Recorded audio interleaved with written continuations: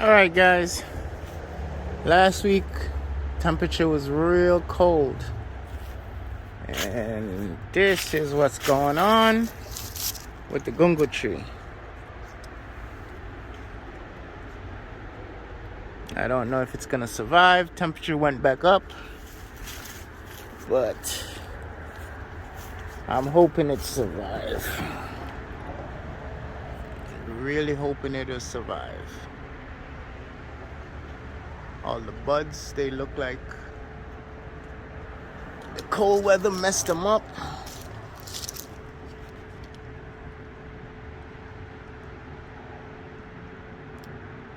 But I really hope it survives.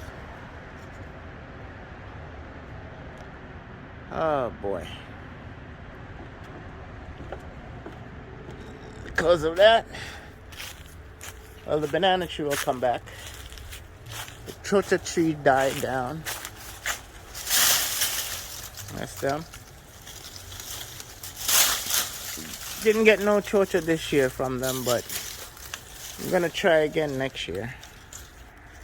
Underneath it is the grape, but I'm gonna try again next year. Grape will come back. This is just a little short.